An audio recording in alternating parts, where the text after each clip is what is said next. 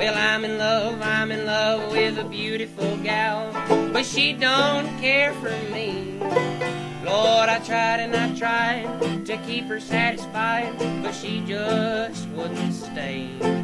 So now that she is leaving, this is all I could say. I got a feeling called the blues, oh Lord, since my baby said goodbye. Lord, I don't know what'll do. All I do is sit and cry. Oh Lord, that last long day we said goodbye. Well, Lord, I thought I would die. She'll do me, she'll do you. She's got the kind of loving. Lord, I love to hear the way she called me sweet daddy. Such a beautiful dream. I hate to think it's all over. I lost my heart, it seems. And I've grown so used to you somehow. Well, I'm nobody's sugar daddy now, and I'm lonesome. I got the lovesick blues. Way to go, guys. Thank you. Thanks for playing us out. Thanks for playing us out. You guys are awesome. Man, what a fucking show. Hell yeah, dude. Hell yeah, you guys. That is a fucking Loved it. show right there. Dude. Woo! All right.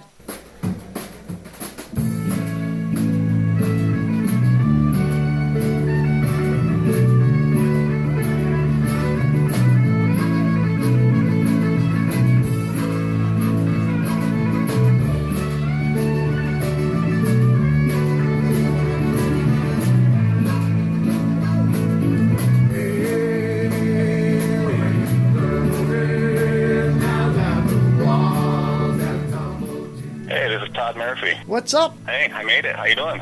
Good, dude. This is Todd Murphy from American Songbox, everybody. Welcome, Todd Murphy. I'm glad to be here. Thanks for having me on. Man, it's my first podcast, so I'm all caught up with the rest of the world now. Yeah, hey, listen, we are really excited to have you on tonight. You know, we're listening to some of your music and talking about it. And, yeah, dude, I've got a whole slew of questions for you, but before we even get there, I just want to know, what are you doing on a Wednesday night? What I'm doing on a Wednesday night is practicing a pile of music for upcoming shows and things that are going on with the band and stuff. There you go. Cool. That's what I'm doing most of my weeknights, actually. So, well, that's dedication right there. That's what makes you great, right? Well, I try. I don't know about great, but yes, I try. Hey, Todd, I'd just like to say that's a heck of a lot better than sitting next to Kevin and looking at him all night, so. Oh, really? Kevin's not too bad, right? He's sitting across from me. It's actually, Todd, it's kind of funny because, you know, before, 2 weeks ago, we moved the studio and we were all looking at the wall, just kind of lined up, you know. And now we have a big table now where I look right at Jay, my co-host, our executive producer, and every once in a while I'll look at him, you know, like to see what he's doing. Yeah, and he's putting his mouth on his microphone or he's just staring at me. It's ridiculous, man. Anyway, so Todd, your band, American Songbox, you are a Tampa local band. What are you out of Plant City? Did I get that right? Well, I currently live in Plant City right now. Yeah, I moved out here a few years ago. But yeah, we all met each other and originated out there in Tampa, and we're still primarily a Tampa Bay area act. A lot of our business is out there. A lot of our shows. We have a lot of fun in Tampa. There you go. Hey, how would you describe your music? I tried to kind of put it into like a peanut shell. I want to say like adult contemporary, but I also saw that you guys do a little bit of rock and roll. You've got a harmonica player. A couple write-ups we had were like folk, acoustic, rock. And I said, indie. I said, I'll run with that. That's fine with me. I said, I really haven't been able to put my finger on it myself, just. Yeah, you almost have like a bluesy, like I was listening to, what was that song, what is it, As the World Burns, or While the World is Burning Down? Yeah, that was kind of cool. I like that song. Thanks, man. Thanks. Yeah, that's one of the newer ones that we've worked out recently. We have a current lineup with a fiddle player in the band, and so with some fiddle in the action, I've been writing a lot more of the rockabilly kind of stuff going on, and I'm getting a real good response from it. So. Yeah, no, we enjoyed it, dude. It was really cool. So, how many people? You're welcome. How many people are in your band? Well, it goes up to a 5 and a 6 piece. depending on who's available any given night. Sometimes we'll get a gig, and it's as a trio. Sometimes we get larger stages, and we'll put a 5 or 6 piece act together, and it can consist of anywhere from lead guitar, acoustic guitar, piano, bass, drums, to switching people out with a fiddle at this show, harmonica at another show, and but sometimes we actually get everybody on stage at once and try to have a great blowout event. But so depending on what people need, I try to put together anything from a trio up to a 6-piece. When I record on and get CDs done, our last CD was a full 6-piece, and this next CD is going to be a 6-piece as well. So. Now, I noticed your picture on your Facebook page. You got 4 gentlemen, posing in the picture. It was actually pretty cool. But I also saw you guys. I saw you guys playing at what was it, like a Feel the Burn event or a Bernie Sanders event or whatever it was, and we don't get into politics. Yeah, it was a New World Brewery in Ybor City. Yeah, the New World Brewery, yeah. And we were looking at that, and I noticed you have like the fiddle player was a younger guy. You had some younger people playing with you guys. Do you mind? Actually, the fiddle player is a young lady by the name of Angelique Van Dorp, and she is just phenomenal. I'm so glad to have met her recently over these past a few months and to get to know her better. Her boyfriend, Clifton Roche, plays bass with us. The two of them are also in a local Tampa band called The Drivers. Sweet. And they lend their talents to us whenever they can. When we're playing out, we have a really good relationship with them. Yeah, it was hard for me to tell. I mean, we're all gathered around my cell phone looking at the video on YouTube. It's all good. Sure. So that's actually pretty cool. Now, like I said, we don't really get into the political stuff too much. We do some news bites and whatnot. I saw you did the Feel the Burn thing. I also saw that you have a WMNF live studio spot coming up this month. What's that all about? Yeah, that's this coming Sunday on the Musicians Wanted show. It's a live music show starting at 11 p.m. and running till about 1 in the morning, I believe. And we're playing live from 11 to 12 in studio at the WMNF here in Tampa, and we're really excited about it. It's a great opportunity for us, and the host, RJ, had nothing but nice things to say about our music, and invited us down for this spot, and we're really looking forward to it. So very cool. Now, where can we find you if our listeners want to check you out? Oh, well, we're on Facebook under American Songbox, and Songbox is 2 words. It's a 3-word name, and we're also on Reverb Nation, ReverbNation.com. Just got a keyword in American Songbox. You'll find us there. All types of music from our past 2 CDs. The one we're working on currently from Springs Theater Studio in Sulphur Springs here with John Zumwalt Steffen. He's just fantastic. We're hoping to have that one wrapped up within a couple of months. Cool. And available for this spring, so that'll be on those websites as well. We're currently putting together a domain site and going to be launching that this spring as well with the new CD and all the upcoming shows. Hey, speaking of the spring, I also noticed that you were telling me about in May in Brooksville that you guys were invited to perform at the 7th Annual Orange Blossom Jamboree. What's that all about?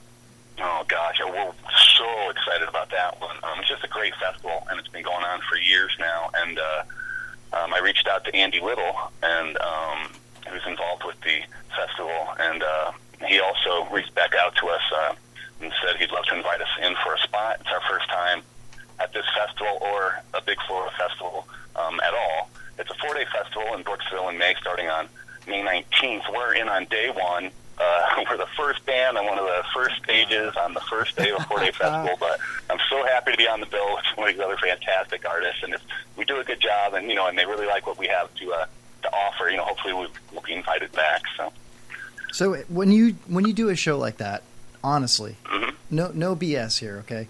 Do you get nervous? Do you get butterflies in your stomach still? Like oh yeah, I'm nervous about it. I get nervous about absolutely everything. I get nervous before I practice guitar at home. And I got nervous before this phone call right here, and I get nervous before every single show I ever do. And it usually takes me about 1 or 2 songs to really warm up to where I feel free with my voice. I feel a little more free with my playing.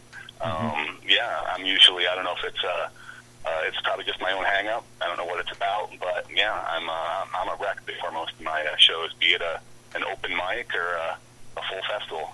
I got the exact same jitters before I play.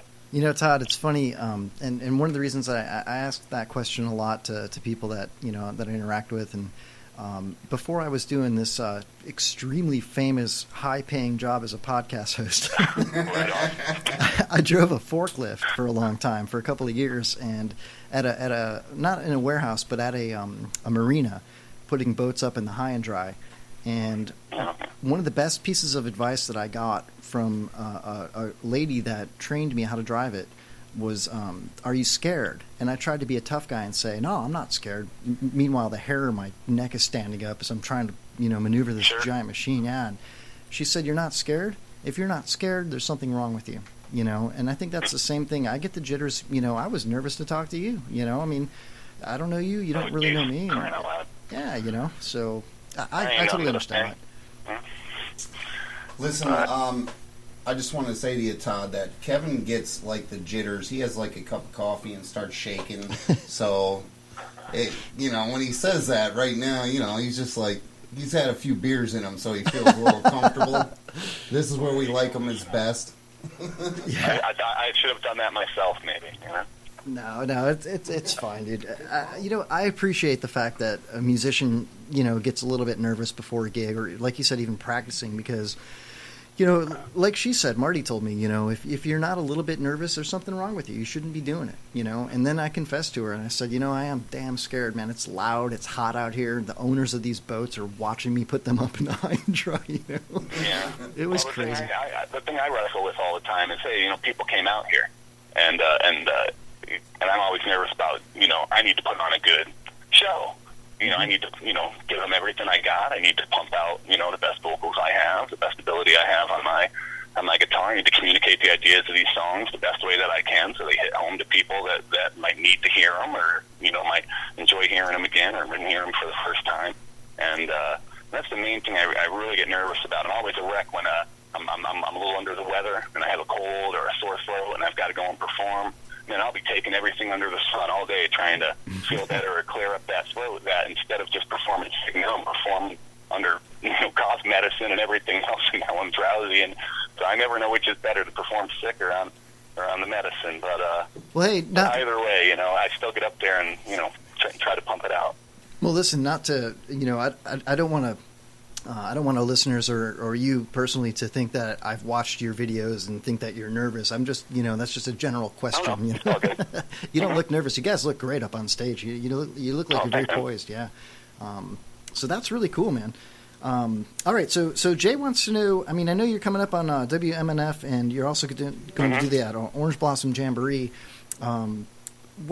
What else do you have coming up? Do you have anything local? Any local gigs? Are you doing the Strawberry Festival? Anything like that? Yeah. We have a few local things.